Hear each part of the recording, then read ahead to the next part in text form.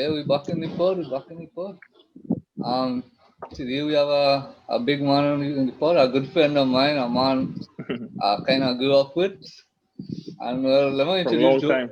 Yeah, like long time. But let me introduce Jomo before we bring him on. Jomo, what's going on, bro? Yeah, man, I'm good.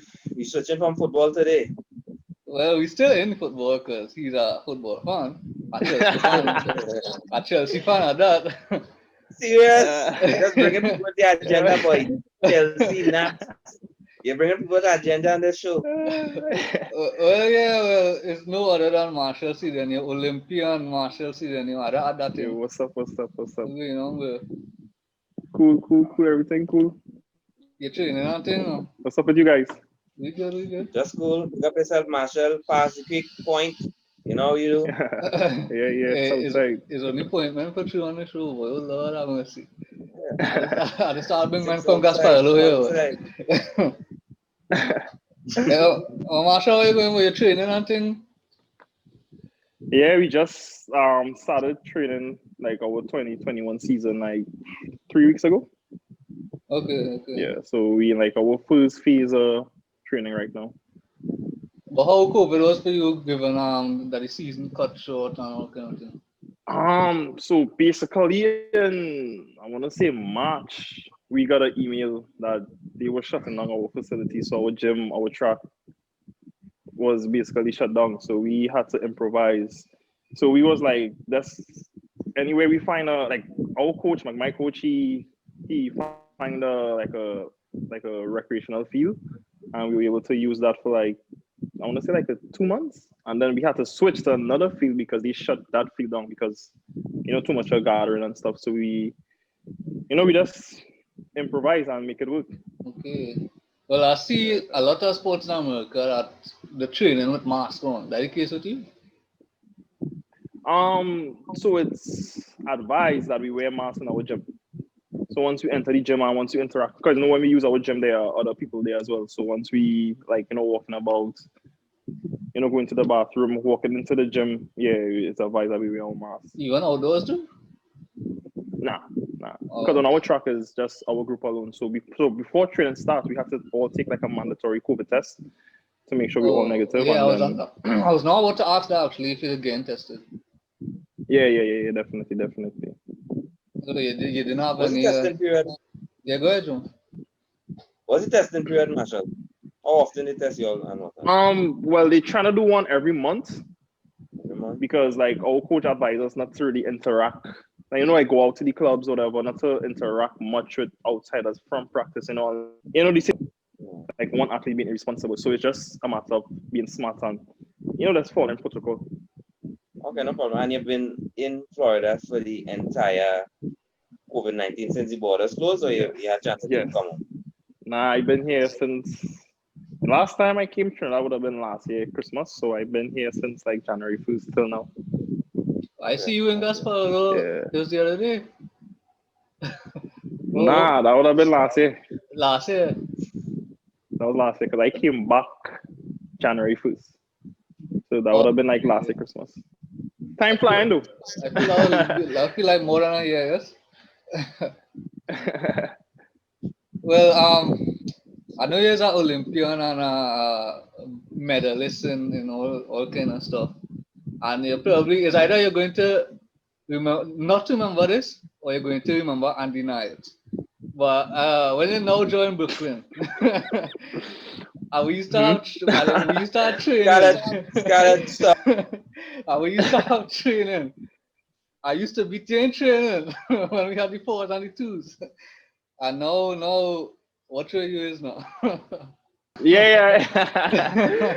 I mean, definitely you was a good athlete. You should have continued track career, but I guess you had other plans. It's not me. So Things that just happen. Scarlett, all that speed you have? yeah. No, well, You used to play for naps, you have all that speed. Oh, it's you 400. yeah. It's 400. I used to run. That was my race.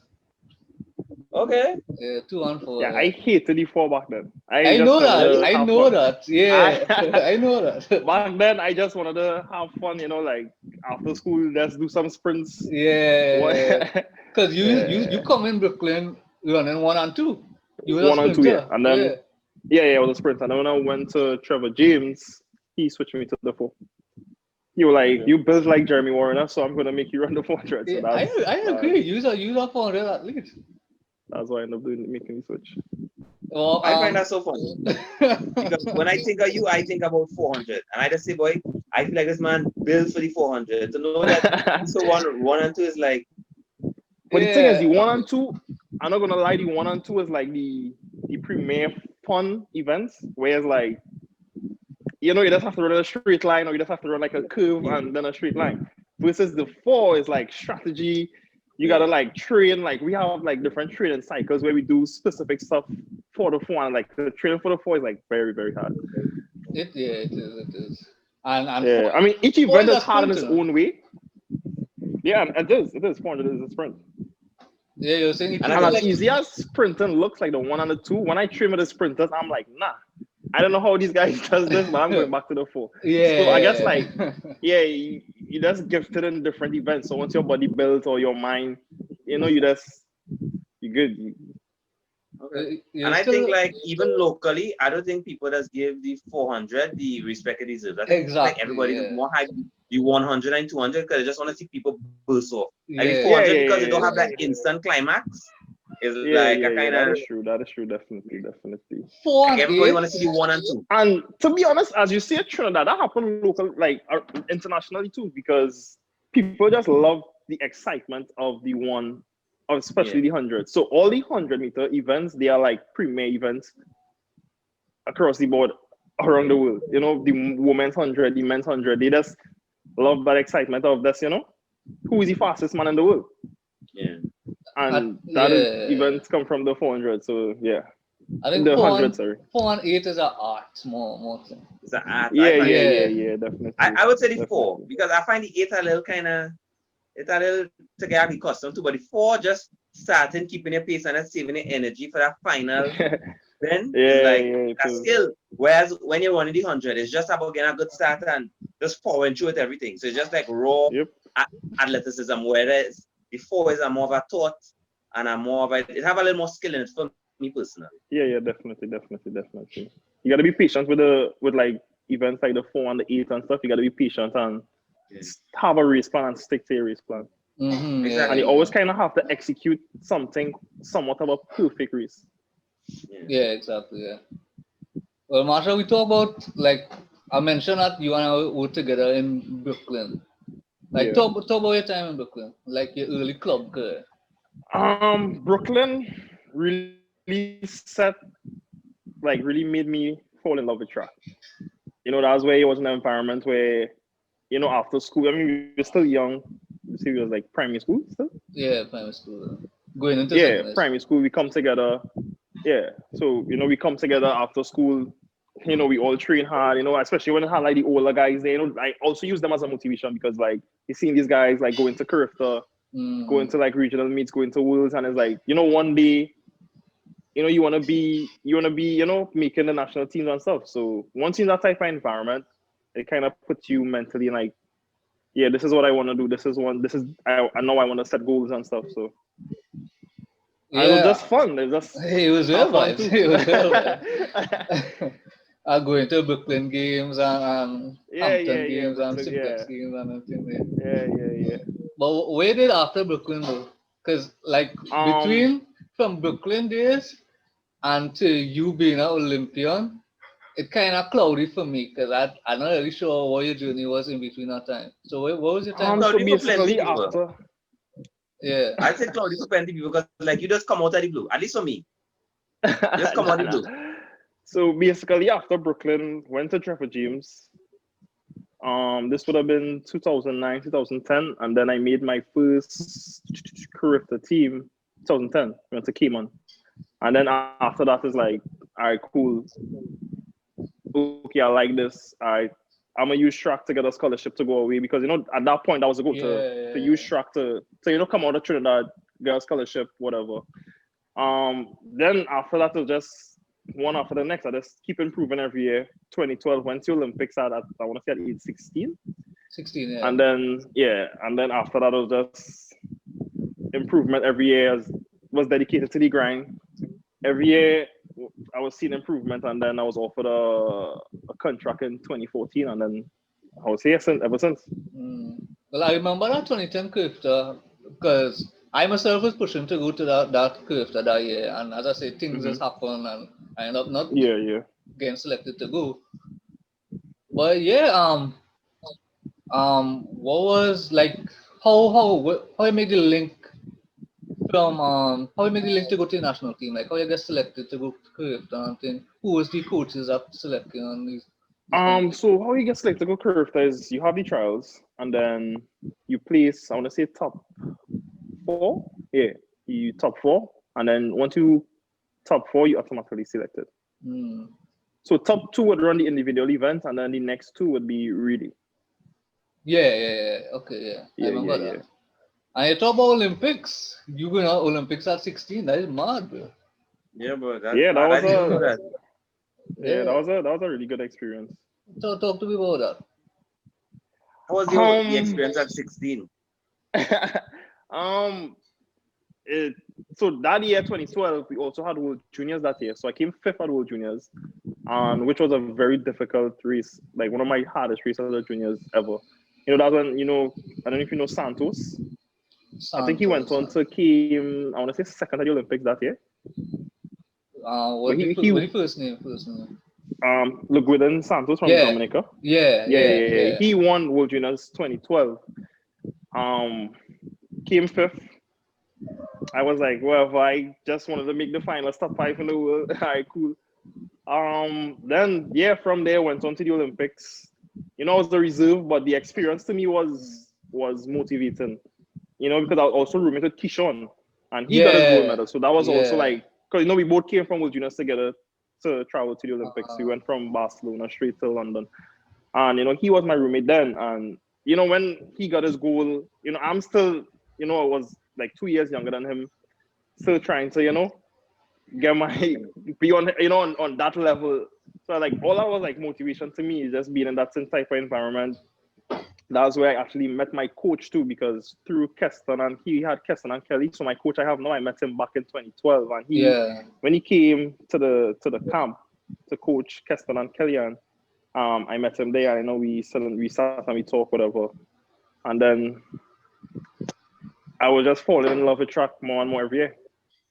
But yeah, even though it was a reserve that year, you still ran in the heats. No, I didn't run. You didn't run at all? Yeah, I didn't run at all. I swear I see you run now. Yeah, no, I was the reserve.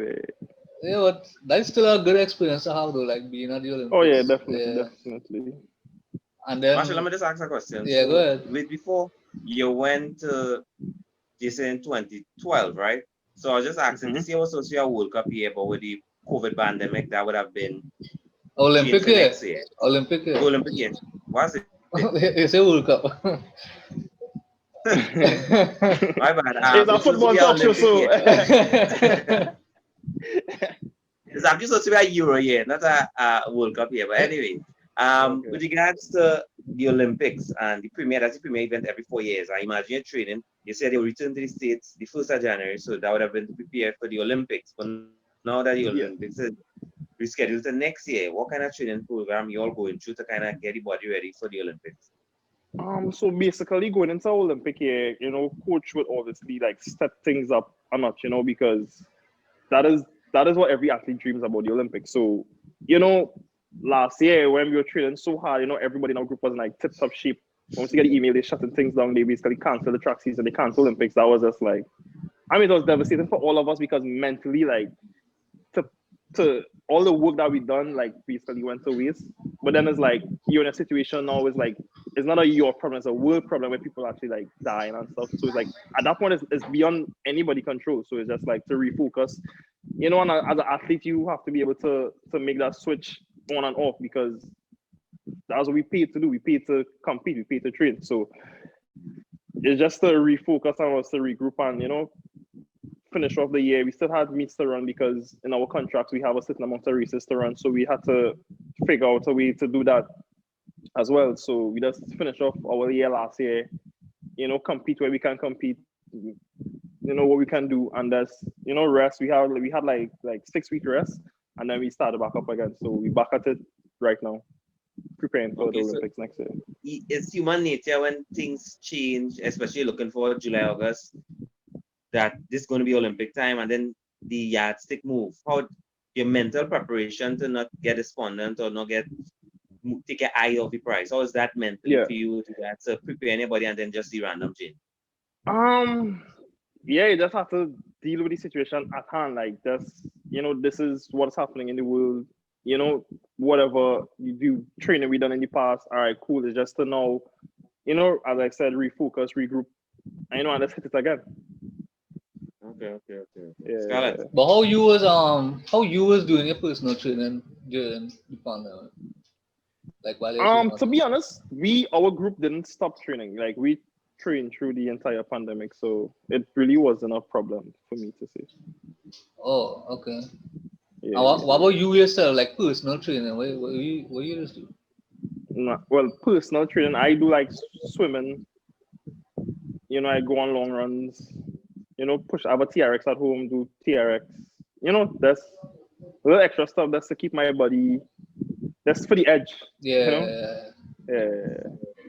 Well, And like, in terms of being in Florida with regards to the cases of COVID rising, etc., how do you balance that going out to train, staying safe, borders in Trinidad being closed? How do you just maintain a Um. balance in terms of interacting with people, but not really interacting with people and getting to your Yeah. daily Yeah. Yeah. life? It just got to be smart. It just got to follow protocols. Every time the only place I go right now is like to practice and to the store, or sometimes like very rare I may have like something extra to do, but I try not to interact with like people outside of practice too much because I don't want to be sick for catch the coronavirus. Now I have to quarantine for 14 days, so that's me missing 14 days of practice. So, and I can't afford to miss 14 days of practice on Olympic year, and that's providing if I don't even get sick bad. So let's say in a worst case scenario, I'm hospitalized. Now I probably have like a lung infection or whatever are the symptoms of the coronavirus. So it's just as an athlete, just to be smart and to be wise about the situation and understand what's happening around what's happening around the world today, and just remember that my goal is to basically to go practice, to train hard, and and all the extra stuff is to let's put on pause till everything gets better. yeah. Well, let me kind of track back. 2016 Olympic 400 final. Machel Cedenio versus Wade Van Niekerk. Talk to me about that race. But I that's believe the I believe semis Kurani was in that too. or that's the finals. Yeah, final. So in the heats, right, the second round of the 400, I beat Van Cook in that round. Yeah. Yeah, he came second to me in the heat, so I was like, all right, cool. I was like, he's probably injured. So I was like, I'm in a good Yeah. position to medal. So in my mind, I was like, yeah, I'm going in this race at top 3. Yeah. And then the finals came, and honestly, I was mentally in the right place. That why I was able to run, 44.0, my PR to this day. Yeah. My body, was amazing, tip-top shape. And, it just didn't go as planned. It was one the fastest 400 meter race ever in history of 400s. And, timing was just bad. Yeah. I probably didn't execute. To me, it was my perfect race. But when we watch over the film with my coach, we do a lot of film watching. There were certain points in the race where I could have probably like kick or do something better than what I did. Yeah. So, but I just thank God to be there and for the experience. But when you're like coming down to the last 150 and you see Van Niekerk going in, yeah, Kurani was in that race too, I think. Yo, he was so far out, I didn't even see Yeah. it. So I was in lane 3. at that point, what you in thinking? What you thinking? And he's so far. What you thinking? You like the first place gone. To be honest, like I was so zoned in, I wasn't even seeing. I think I was probably seeing LeSean and Karani, but him was not in my vision. So I probably thought like he hopped out the race or he stopped. Only when I finished the race and I see He was that 43.0, far. Yeah, he was. Yeah, because I'm on the inside. I'm on lane 3, so he's in lane 8 or he's like an 8, so he's like far out on the outside. So all I could have like, I don't want to like, because like when you're in a straight line and you like turn your head, that could like throw you off like a little bit. So my head is dead straight. In my vision, I could probably see Karani and LaShawn, but him, I was not seeing him till after the race, where it's like I look at the clock, new world record 43. Oh, I was just like, nah. I was like, no way. But that was your personal best time. Yeah. That's my personal best. I finished 4th. Yeah, 4th. Yeah. Boy, that was so unfortunate, bro. Because I was watching you on TV, back in your heart, bro. Like, please medal. Oh gosh, Machel, come on. Yeah. Well, yeah. That's cool, though. That's cool. Yeah, it's a learning experience, and I'm sure. Yeah, definitely. If it had Olympics this year, you would have medal for sure. I think so. My mind was just medaling next year. I had my mind set on the prize for this year, but the extra time to prepare, where it's like, okay, we probably didn't do certain stuff this year. Now I can actually like include that into my training schedule. So now, now I just included like doing like swimming to get my breathing better. I'm doing like drills in the pool. I'm just doing a lot of stuff to strengthen my body and strengthen my mind around the 400. So I'm just kind of glad that for you this is not a setback. It's more a blessing in disguise. It gave you more time. Yeah, it's a blessing in disguise, definitely. Because now in the time of Corona, I was in like a lot of research, like I just better my craft off the track. So it's like, no, I can't. We don't have a track to train on. We can't, get better on the track. All right, let me do research now to make, what can I include in my training next year that I can get better. So that was like my goal this year. Just being home, having free time and stuff. But that and all the information in the world is on the internet. So take advantage of the internet. That's typing whatever you're thinking and you get information. Well, I was now going to ask if that research include any diet changes. Definitely, it did. Or so you start eating more, eating less. Yeah. So what I do, I try to eat clean in the week, like Monday to Friday. I try to eat like have like a nutrition schedule, whatever, and I'll probably like eat junk on the weekend because it's the weekend. You can relax, laid back. But once in the week, I try to eat like healthy as possible. What is healthy? So for breakfast, I usually have like oats or like eggs. Sometimes coffee. That's to wake my body up because we train at 9 o'clock. So that's to kind of wake my body up. For lunch, I try to have like sometimes I'll have like a salad. Like a chicken salad, just with veggies, protein, whatever. And for dinner, I'll have probably like sweet potatoes with baked chicken and veggies. Like before you go into training, how much hours in advance like you wake up? Like if you are training at 9, what time you wake up? I would wake up like 7, half 7. Because for me, I just if I have training in the morning, I just had to wake up like, if I have training for 9, I had to wake up like 5 o'clock because my body don't wake up in the morning at all. I had to you need 4 hours. Yeah, 2 hours. Exactly, I had 2 hours. So my body don't wake up in the morning at all. So if I wake up 7, 8 o'clock and I go to training, I will die. I will vomit on the place, bro. Wow, that is a long time. Yeah. Machel, do you have a dietitian or do you prepare your own meals? Yeah. We have a nutritionist. Your nutritionist, so the nutrition prepares we have meal a or you? nutritionist. Well, we have a nutritionist that is attached to our group. She basically like check all our supplements to make sure everything is clean. Sometimes if she is not sure about a supplement, she'll call the company to make sure it's not being like it's batch tested. Not to make sure like that company is not making like, sometimes companies, like one company may make like 10 different brands or other products. So what she basically do, she'll call a company, make sure that company is not making a specific product with other products. So it won't be contaminated now. Because that's simple ways athletes get popped for drugs. So she makes sure all our vitamins are clean, make sure we don't take any steroids, make sure everything is just because sometimes athlete may go to the store, buy like a random vitamin or random pre-workout, and there's a stimulant in it that is on the ban list. So she makes sure that is good. So she give us like a meal plan go to the store, get this. This is the healthier bread to buy. This is, get this vegetable. Mix this smoothie. You just talk to her what you need, and she would give you all the information. And then sometimes, you just can't do research on your own. That's more knowledge, the better. So you ever get any drug problems? No. Okay, good. Yeah, that's one thing I scared. That's my biggest scare ever in life. You having like a drug scandal. Now, I just say you don't know what the drugs could be in. Exactly. They So could go in the store. Any type of product, I send it to her. Say, yo, is this good? And then once she gives me the okay, I go purchase. Because I think recently, the athlete who that was the case is. I can't remember who that has always been the case. So, I can't remember who it was, but it was just a normal product that went on intake. Yeah. Had drugs on the ban list. So. Yeah. Because every year they update the ban list, and sometimes you wouldn't even be aware.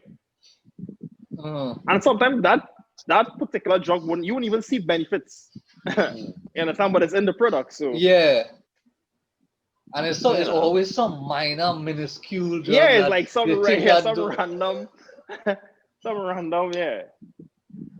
I'm coming back in 1 second. Yeah. Yeah. You good day, Machel? I was actually cooking, so I just... Oh. Take the chicken out here. You smell something burning? Yeah. I was like, this chicken needs to come on, it's over now. Just a quick question I was asking with regards to everyday training and thing. What is your rest pattern? Like, what do you train every day, every other day? How does the resting go? So we train. Your body, etc. We train Monday to Friday, from 9 o'clock till let's say 1, 2. So we have track practice first, and then we gym. Okay. Yeah, and Wednesday is like every day. Well, except for Wednesday. So Wednesday we have classroom sessions where coach basically tell us, okay, so we are doing this. He explained to us why we are doing certain things, and we'll watch over videos on a Wednesday. We would discuss diet, we would discuss whatever track related stuff. And we also do have like core sessions on a Wednesday. Like that Wednesday is like our rehab day where we come to the gym. We have like the normal tech boots. We can do the boots. You roll out. We could go to the pool, do some exercise in the pool. So it's like a day where it's like, that's not to be in bed all day. That's to come out of the house, get blood flow, get that circulation back. Prepare for Tuesday. And do a podcast. Yeah. So a quick question, Machel. Quick question, Machel. In terms of like, you said about junk food. What about junk food or alcohol? Any part or as is Olympic year, those things are far from you. Yeah, we treat our body like race cars. We, athletes, we heavily invested. We spend a lot on our body. So you don't want to put like regular gas into a nice Ferrari. You gotta put like the premium. So the same thing with like a athletic body. So you try to eat healthy because one, you gotta, especially with alcohol too, you gotta worry about recovery. So recovery is like our biggest thing as an athlete, where you always have to be prepared for the next day. That's how you get like most of your efforts and most of your work done. Once the quicker your body can recover, is the best you get out of the training practice the next, and that's another day you take to get better. So it's all those little factors that's come into play as an athlete. Well, I'll take some pages from your book, boy, because I just struggle with that. And especially we are athletes too, No, for real, that is true. Like you'll run for 90 minutes. Yeah. and the fitness test is crazy, but that fitness test is crazy. Fitness test. So when you had fitness test, Scarlett, what time you wake up? 3 o'clock? Because the fitness test was No, that fitness test I actually wake up late. I wake up like 7 o'clock, and I couldn't do it. Oh, you couldn't do it? Nah, I after a lap I was dead, bro. Wow. Because you had to do the fitness test and a beep test for 10 laps. And you have 6 sprints to do in under 5 seconds. 10 laps? 10 laps. So you jog for 10 laps? It's a beep test. It's a beep test. So you have a certain time to reach from one cone to the next. And then you have a recovery period. And then you have to reach the next cone and then continue. Okay. Yeah, and I think we had that we start that 7 o'clock. and I probably wake up maybe 6 and I get there for 6:30. And I was dead, bro. I didn't even eat nothing. I just Well, I don't think I'd like to eat before that when it's that early. I'd like to eat because I find I need to eat at least 2 or 3 hours before to kind of settle my stomach. If I eat only a half an hour and go to that intense running, you will vomit. yeah. So I think look, Yeah. like why ask with when you act like you ask for Marshall is that no, if I ever have to eat something early, I eat something like oats, something that don't have any kind of taste or anything. Yeah, You want to eat something like a fried something plantain. light, Yeah, you want to eat something like a something fried light, plantain or big bread and cheese or something to kind of or fruit, like a banana, fruit. or Some grapes. yeah. Get some sugars in your body so your body could, get some carbs in. Mm-hmm. Marshall, on a national level, you had some important runs and important races as a national athlete. And I think about the 4x400 race, where you came back and put us in a memorable position. You want to just, because like I know everybody will want to get some kind of feedback about that. You're thinking at it. That was for World Champs. Yeah. World Champs. You're thinking at the time, with the disappointment that probably where you received the baton and where it ended, the happiness where it ended, and the country could imagine shouting at the TV. Was that moment for you being on that stage and pulling off that comeback? So, to be honest, that was the most, like, in terms of like our Trinidad team, that was the most connected team I ever ran with. That was like guys that, as juniors we grew up together. Asa, Dream, Diolando, we grew up together from Kurifta, and now we're on the senior stage. So, going into us going into Japan with that team, that was like we were so excited. And then reaching there, USA had like 8 guys, so they were in a position where they could have switched out teams, heats and finals, where we wasn't. We had to run the same team, and it was like a 2-day plan, like back to back. So we had to run the same teams back to back. So we were just super excited to be there to compete, and our mind, every single body in team mind was in the right place. Diolando, he made sure he grounded us really well. Asa, that was his first senior team. So, mentally we all in a right space. So we at that point now we all were, in somewhat of good shape. So we just need to go there and execute. And that's what we did on race day. We all, hold each other down. Everybody played their part, and and me on the last leg, once I got the baton like second or third, and I saw the guy in front of me, I was just like, all right, cool. I'm a time my run, and I'm gonna make my move. I normally make my move coming off the bend, that was like the last 120, and I would just be like, yo, it's the final. This is the last race for the championship, so I'm gonna just give it my all, whatever I got, and that's what I did. And once I realized that I was closing in on the guy, I just, that kind of pumped my adrenaline more. So I was like, all right, keep going, and it's just like, I didn't give up, and I caught the guy on the line. It sounds like you're seeing us in Trinidad screaming. Because everyone said, go and catch him, go and catch him, go and catch him. You catch him, pass him, beat him. Good energy transfers. So, I probably felt that good energy. Yeah. So, that kind of gives me a drive and a push too. Okay. There's a quick big question. Up everybody for Trinidad for support. Yeah, big up Trinidadians all the time. Yeah, definitely. So there's a quick question. In terms of you said that the USA had about 8 guys so they could have swapped out. How would that have worked in terms of medals? Well, how much medals do they give? So I think they give medals for 6. I probably exaggerated 8. So it probably would have been 6 guys. So in the Olympics and World Champs, you can make 2 changes. So they give 6 medals. They give 6 medals. Yeah. Okay, so I think it's Lalon Gordon. Was he part of the that group with you? No, it was Jereme Richards, Dion Lendo, Isa Guevara, and myself. Oh, we had a reserve, a young guy from Point to Point again, boy. Yeah, he's what's his long name? Onal Mitchell. Okay. Yeah, he was like I want to say he was a junior still at that point, and he just went to college this year or last year. Okay. Yeah. He's definitely one to look out for in the future too. Okay. So would you consider that? I mean, a number of people consider it you're probably one of your best runs ever. Is it up there for you in terms of being in a final and being in the position you're in? My best run for me would always be the Olympics. The Olympic final. Always got fourth place. Individual always trumps relay, but relays fun. Relays country. Relays where we come together as a team and we just go have fun. Okay, so it's but definitely would be one of my best races ever. Okay. Yeah. Okay. So in terms of the 4x4 team for the Olympics, are y'all would you all be training individually and then when they get together, then training will continue? Yeah, so how it works, everybody trains in their respective coach in their training camp. Dream just come to our group. So I train with Dream Richards now, he's in our group. Asa, he trains with, I don't know if you guys know Stevie Gardner.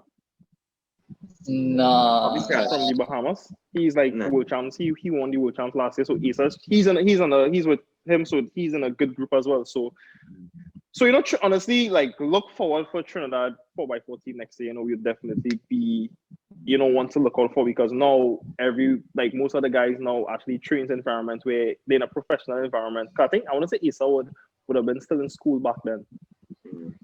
So now everybody's like in a professional environment. Everybody is training, no distractions. So. Well, talking about that professional environment, do Trinidad athletes have to go abroad to be able to produce at the highest level? I mean, man on sports talent. No, I would say that's a personal preference. If you can train home, and that is all up to you. But in terms of being away, when you're in Trinidad, you basically train with mostly younger guys. And one compete against younger guys, you compete against professionals. So once you're now in a professional environment where you have other guys pushing you, that makes your mind stronger, because I train with 344 guys.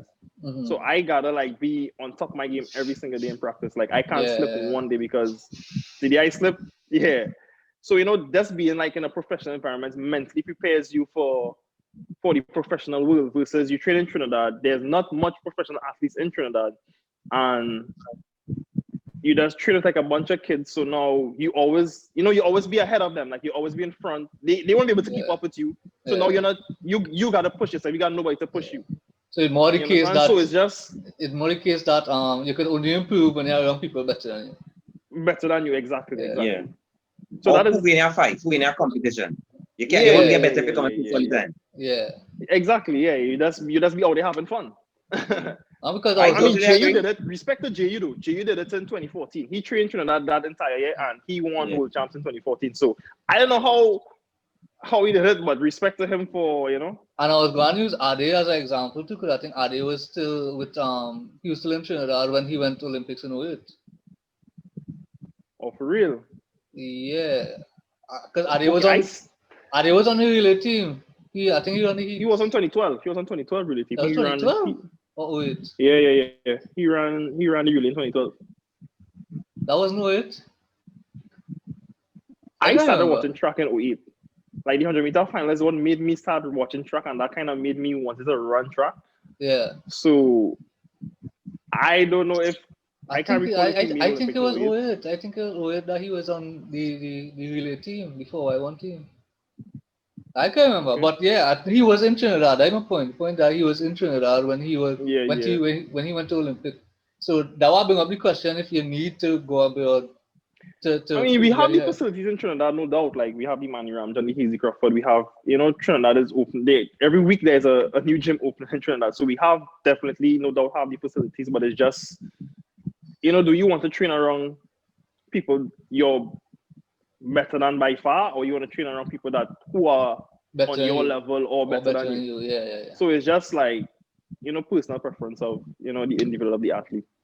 For me personally, I would choose to go outside and train. Just for me, because I think even I just read a lot where sometimes the stadium close or they're doing this. There's always problems. When you on an Olympic mindset, or you focusing on getting out there, you need to be in the same situations where if you see extra strain an extra half an hour, the security not make it issue because doing here so late, he's supposed to leave by 6. Sometimes, I was like, sometimes you I gotta go be to in the an man atmosphere John. where Yeah, sometimes I will come home and go to the man and they don't want you to run on the grass. So it's like you don't want to Yeah. like warm up on the track and then it's like the simple things like as he say like Only when you win a gold medal, then it's like, all right, you have to train, All the others, like where's the why wait respect? till then? Why not, give the athlete the respect? Why give the athlete their space? And the stadium is to be used. Like the stadium is not to be used. And then sometimes I just think like the stadium is a multi-purpose facility. So sometimes you might go to train and have a polo game. Sometimes you might go to train and then it have exactly. That used to be the even case in the distance. I don't know. Even in the distance for good, even in the case of good quality venue. Let's say you come from Point and you go Manu Ramjo and have a game there. Then you have to go after Bolton. And it's like it's not like you're going right across the road and go down the road. Exactly. I don't know if you remember Machel. When at time we had Brooklyn training and it had it was Club Sando, one of them playing. Club Sando and somebody No, that playing. happens all the time because one, there's the intercal season, and then there's the Pro League season, and then there's like, so it's now you got to work around that schedule. So you got to improvise. Okay, if I supposed to probably have like a certain, workout on that particular day, now I got to like do something or, work around that schedule now. So it's just the logistics of training home is just, it's a lot. Yeah, it's crazy. Because remember, I don't know if you were there, but it had a game in Manu Ramjan and Coach Constance, if you remember him. I coach. He carried RP. at Bolton. Yeah. And then it was a whole scene at Bolton too, because the scheduling and thing. So it's as you say, it's a whole big scene. It's difficult. It's difficult. It's mad. But even in terms of like when you're available in Trinidad, do you have the same facilities available in terms of the nutritionists, etc.? So when I'm home, most time it's like either vacation or business, or if I'm home to run, it would be for senior champs. And I would be in Trinidad like, let's say like couple days before senior champs. So, and I would stay Portersfield because, to commute from south to north and have to compete, it's kind of difficult, especially as a professional athlete where we go to meet and we hop on our bus, like they would provide buses for us, whatever. Like, like how it is for football. You stay in a hotel, they have bus there, they carry it to the meet, they bring you back. So, as an athlete, you kind of get accustomed to that routine. Once it's race day, you stay in a hotel, you clear your mind from everything. You have no worries. You go to the stadium right there, you compete. So as an athlete, you kind of be in a particular zone. Yeah, you have like your schedule, and you kind of try to stick to it. You kind of try to stay on that path. So home is home. I hardly even come Trinidad. So when I come Trinidad, I want to have like my mom cooking, and she would try her best to cook something healthy. Like provision, whatever I like. She would say, we want to eat, whatever, and when I come, I must have barbecue, Original's barbecue. That's, the best barbecue in South. So, it's just it's somewhat to relax too, so. Yeah. Okay. But in terms of like, when you're here, I understand exactly what you're saying because you feel like, boy, sometimes you're on the bus, sometimes you're on the go, and you don't want to have the stress having to do some community because the bus coming an hour before pick them up, then to come break your routine will be something difficult. Yeah. Let me ask one more thing quick, Machel. In terms of you as a professional, and any young person aspiring to be a professional, will one point we have Jerry Richard, we have yourself. So like any young person aspiring to be a professional. Like somebody call you there. He got a call. So it's an intermission? Yeah. So how long you been in the podcast? Since September. We've been. Because I always wanted to start a podcast, and just keep pulling off on it and saying, all right, I will get to it, but I never really get to it. And September, I was like, all right, I'll go in and do it. So yeah, because I was always against like this online talking because I was never a talker, so like doing online video call and thing. That was out of my comfort zone now. But comfort is the enemy of progress. Now, if you wanna, True, that if is you true. wanna go on, you had to come out of your comfort zone. So yeah. Yeah. I'll put that quote in my back pocket from now, yes? Anytime you're feeling lazy, you don't want to train. Yeah, I remember that. Yeah, I don't remember that. Fuck. Well, I don't know if you could talk about this. I'll come back. Yeah, good. Make it go ahead, listener. Oh, I was saying, like, I don't know if you could talk about this, but you could tell me about your Adidas deal. Yeah. You after you put on your pot and thing on this too. Just make sure your food is bun.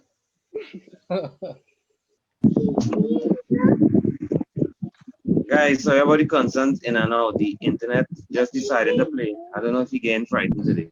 Yeah, well, it bothered my side too. That was plugging the cable now. But... Oh, you're plugging internet cable. I was asking Marshall in terms of what advice you give young professionals. I tell all youngsters, whatever sport you're doing, don't ever think that you can't not reach out. Especially me living in these states now where one thing with Trinidad, let me just, touch on this once, a little bit. One thing about Trinidad, we look at sport as a hobby. Yeah, and in America, they look at sport as a career. Yeah. So, in Trinidad, they have the mindset of, if you don't go to school, you'll never be nothing, like sports will carry you nowhere, blah, blah, blah, blah, blah. I got that a lot in school. And when I come across here, it's like the mindset is everybody here want to get their kids in sports, everybody, because, we have the mindset in Trinidad, sports don't have money in it, whatever. But, in Trinidad, sports can be a avenue where, okay, you use sports, you can, more people don't know, you can get a scholarship. If you don't even have the grades, you can go like to a junior college. Where you go to like a junior college where they will get your grades up for you to go like a D1 school. And that's where, now you put yourself in a position where companies going to see you, different sponsors going to see you, you end up with a degree. And, so they kind of practice the wrong thing home. Like, education is everything. Yes, education is everything, but there's a balance. There's always a balance with sports and education. On that note of you say sport is a hobby. My father says this all the time, and he's big up all the time too. He remember, he'll say that. Hey, shout out to Pops. Yeah. He'll say that two of the highest paying industries in the world is sports and entertainment. Forget law, forget business, forget engineering, sports and entertainment just pay way more. Yep. So but it have a number of pitfalls. So like even locally, like Marshall talking about in the States, if you don't make it as a pro, it's a scholarship, it's a junior college as he's saying. I think in Trinidad, it's basically scholarship of us. If you don't get a scholarship, is that how much men, I know plenty guys we grew up with from Point, from Sando when I was in school in terms of zoners and stuff. They were the top dogs and thing, and then after school, nothing happened, and then you see them and it's like their career over. So I think that's because like to me, people they don't have proper guidance. They don't. Some people naturally don't know. They don't know the avenues that they can take to take their sport further. So they just become okay. What next? But some of us who out of Trinidad now, we were lucky enough to have people guiding us. Okay, I know along the way you start figuring out new stuff. You meet new people. Okay, you understand different things, and and it does happen like that. But like that's one thing wish I could come back home to, like, like to preach to different schools, whatever, to like, sports is now, part of the world economy. Sports is a career. Some of these guys who plays, football, they're making $150,000 a week. Like, what job you can get in the world that pays you $150,000 a week? Exactly. True. Exactly. Yeah. So that's, I tell the youngsters, whatever sports whether it be cricket, even the cricketers, these guys go to IPL and they're making millions. Yeah. So whatever sports you're doing, whether it's football, track, cricket, whatever sport, let's stick to, have your goals, talk to people, like start to talk to people like outside of Trinidad, to start to communicate with school, with coaches, whatever, to figure out how can I now take my talent to the states that that I probably it won't have to come out my pocket. You understand? Because school there might be like a small school who just starting up a program. They may, okay, you're a soccer player, they watch your videos, whatever, they like you, your grades, your grades good, they give you a scholarship. So now you're in an environment where, a million things can happen. You can be your game probably showing on TV. A D1, a better school see your potential, see your talent, and now they transfer you. They want you. You understand? And that's how things are just happen in sport. Yeah. The American life take you hard to the highest in soccer, boy. Oh, Lord. Oh, I just I noticed it too. I didn't even realize. I didn't even realize. No, but you mentioned cricket. That cricket thing is a big avenue for players to go into, because Puran is a man. Like just the other day, I was playing all fours with Puran in class, and now the man is a IPL player. No, he's an IPL star. Yeah. And just he going to Australia. He goes to that's Australia, how things happen. Yeah. That's how sport is. Like you have a good season, and then now you scouts are watching you, and that's how you just end up. That's how you keep progressing in sports. I think now is a time to sports should be taken seriously in Trinidad. Yeah, it should definitely. I think. I think we need an ex-sports player as the sports minister, so that way they could understand the cries of athletes and be able to do better. Yep, because that's my personal feeling, and that's separate from Bias Brothers. That's separate from Football Fortress. I just put it out there that my personal experience is that we should get a sports minister that's an ex-sports person to understand what athletes need to carry. What athletes go through, yeah. Now it's not only the minister, because you need it. You need that kind of person in charge of the NAAA, in charge of TTFA, in charge of WICB, all these things there, in charge of the private institutions. That way you need them kind of people. What I observe too, especially being an athlete, especially living in a first world country, is like I think people back home, especially these, presidents of the TTFA, president of the entries, they have these old thinkings. They have their mindsets still back in their days. Because it's old people in charge. Exactly. They don't think 2020 and beyond. They think, okay, like they have a mindset where it's like, I didn't get nothing as an athlete back in my day, so you deserve, you know what I mean? So that's the kind of so back in the day we see porridge and banana and go and run, you do the same thing. Exactly. They not take any time to do proper research. To do proper research, because every day, we evolving, people figuring out new ways to, just make life easier or whatever. They don't take any time to do that. They just, all right, they're stuck in their ways and it's like, all right, cool, whatever. The athletes go figure it out. They don't even want to let the younger people who in tune come into the fore. They just want to stay in the position and hog up the benefits. And that is true. That is true. And they're not open to new ideas. Yeah. And that's what even if you're in that position, you need to have somebody in too close to the youth in and around you giving you ideas. Because you can't tell me in a simple case where I was reading where athletes didn't have transportation, they had to find a way to the stadium. Let's say it's a guy without transportation. He had to sit down in a public maxi, probably twister, probably thing to reach there to walk inside and think. When you're accustomed with proper facilities, just carrying books, right, walk out, you go and do your business. Yep. And even like with being in a wrong and where I train, we train in a Adidas group where everybody's sponsored by Adidas. Whereas a lot of USC athletes and USC track and field, they actually send a physio here. Like they send a physio in this area to make sure all the USC athletes are, well taken care of. So that is the type of mindset that these first world countries doing. Like even with Great Britain, we have a guy, my training partner, Matthew Hutton-Smith, he's from Great Britain. They would send physios, and make sure their athletes good. Anything they need, take care of them. And Trinidad, you're on your own. Oh, you mentioned the Adidas thing. You talk to us about your Adidas deal. So basically, I've been signed with Adidas since 2014. This is my second contract with them. Okay. Yeah. So how it is, they give you money and you also have like benefits. So they have like a budget for clothes. They have a budget for flights. So I really pay for flights. They take care of flights. You have a budget for physio.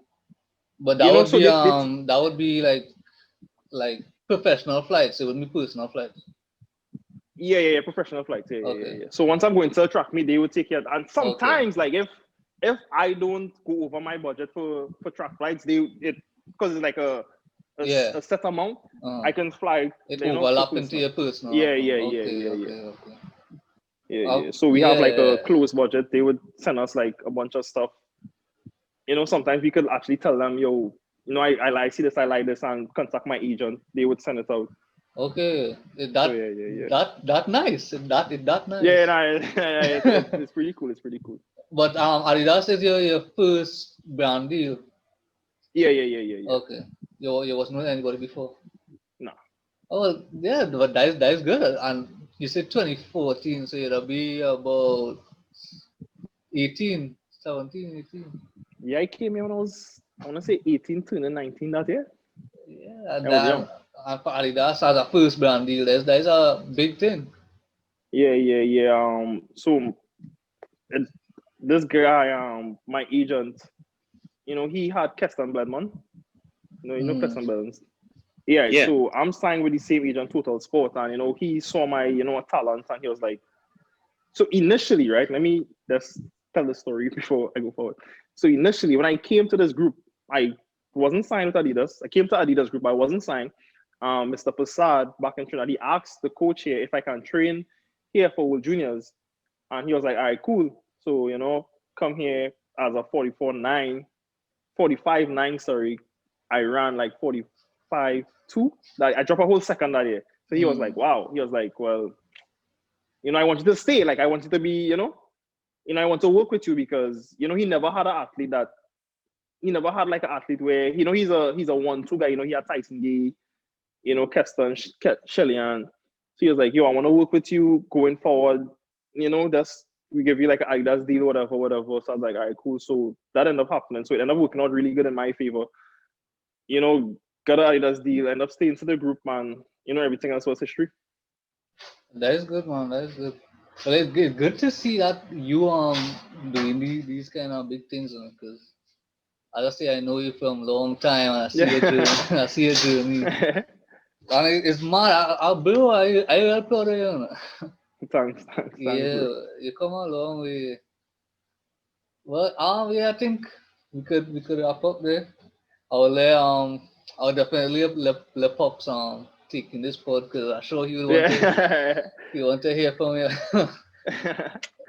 Yeah, but even if I could like put him on to you sometime and other talk, Yeah. yeah, I'm sure he go Yeah, on that's no to. doubt. That's no. You can give him a number. That's cool.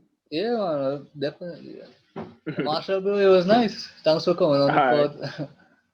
All right. And yeah, I hope we could get you on for episodes in the future, man.